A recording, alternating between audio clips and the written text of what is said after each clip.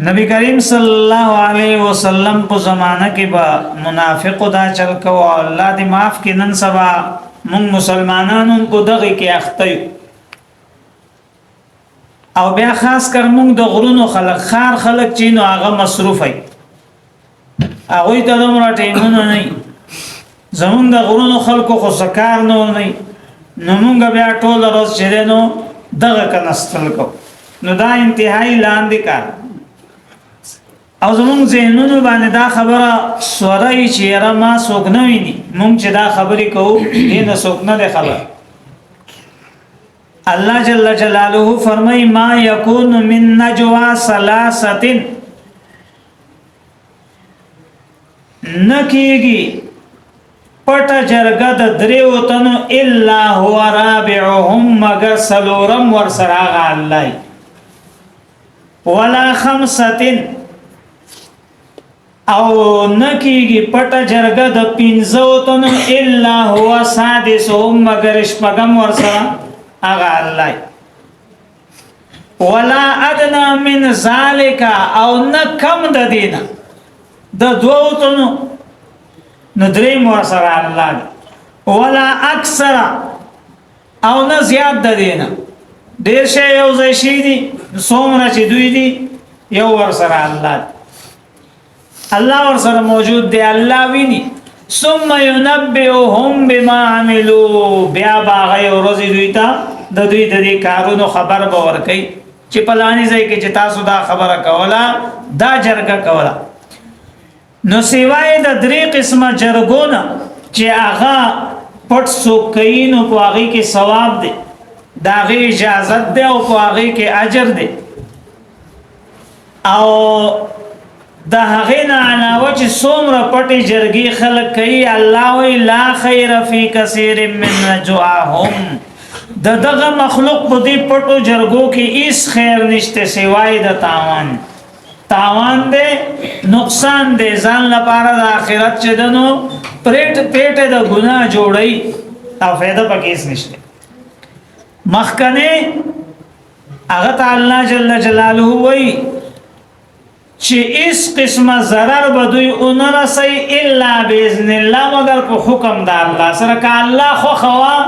چې دوی باغت هغه نقصان ورسي ک الله نه غواړي دوی چرته نصیره سواله ځان لپاره چې دنو د آخرت تاوان جوړ کو دی خل سوای د درې قسمه جرګې مارونه چې د درې قسمه جرګې کا څوک پټي کوي نو کو دې کې خیر دی کو دې کې ثواب دی او کو دې باندې اجر دی اغه درې جرګې کمی دي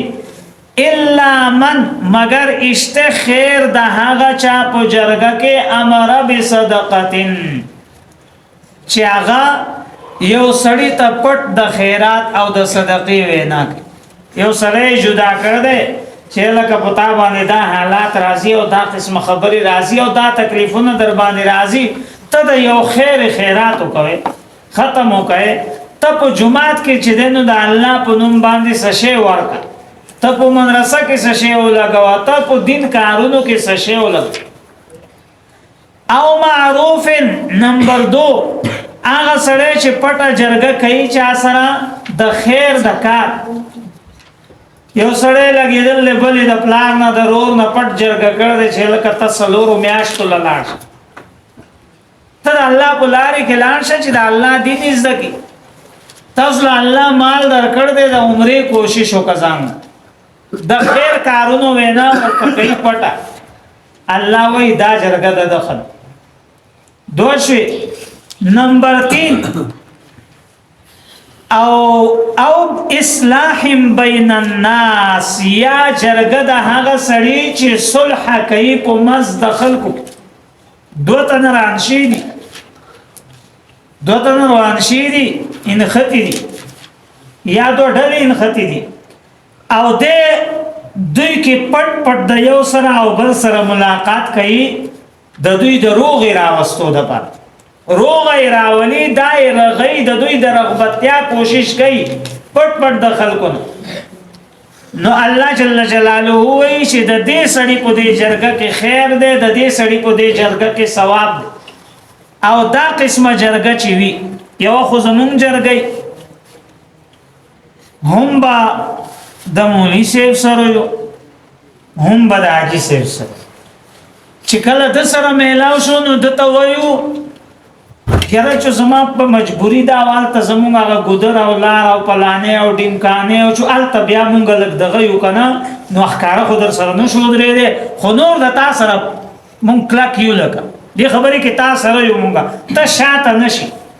نو بیا چې حاجي صاحب سره میلاو شو نو دته به وایو چې یاره بس هغه پلانې مجبوري ده مونږه ځکه دته ښکاره خو تا تر سره نه شو راتلی خو پټ تا سره یو ګورې پرې نه دی ښه دا زمونږ جرګې دي دغه جرګې چې دی لا خیر کې راغلی دوی کې خیر نشته تاوان دی نقصان دی او هغه جرګه چې هغه د روغې ده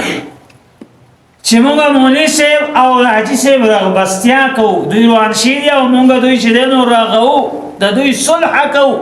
نبی کریم صلی الله علیه وسلم فرمایي چې یو سړی هغه نفلي روژې نسی یو سړی دی هغه چې دی نو ذکر کوي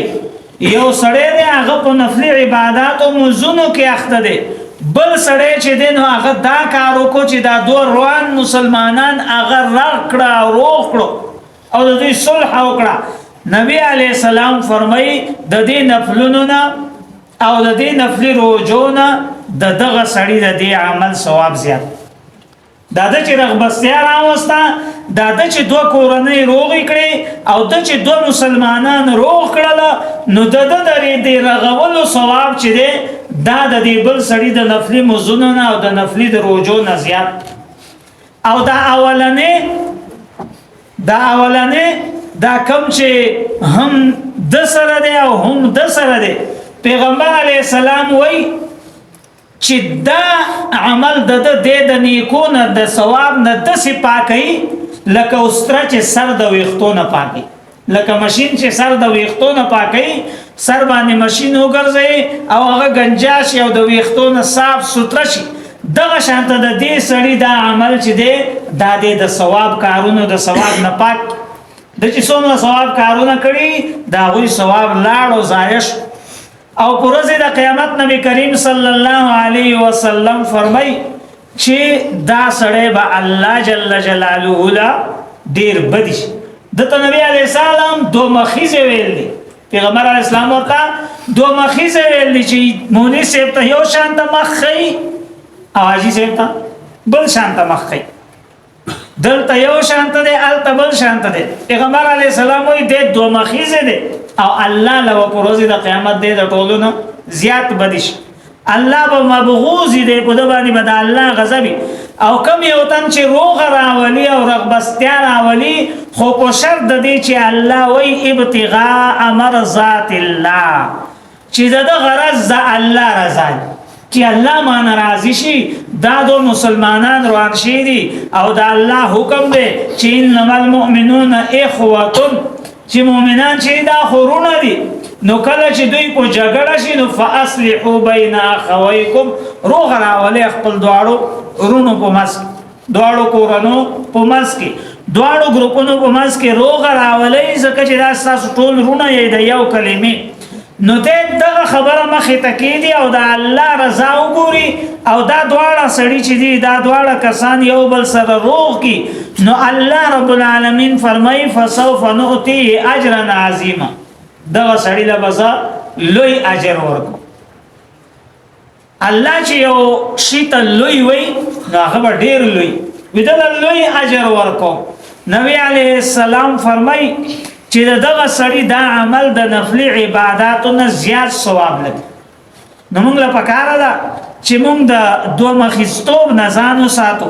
او دغه شانت خبرونه چې په هغوی باندې الله او د الله رسول خفه کیږي هغې نه ځان لرې وساتو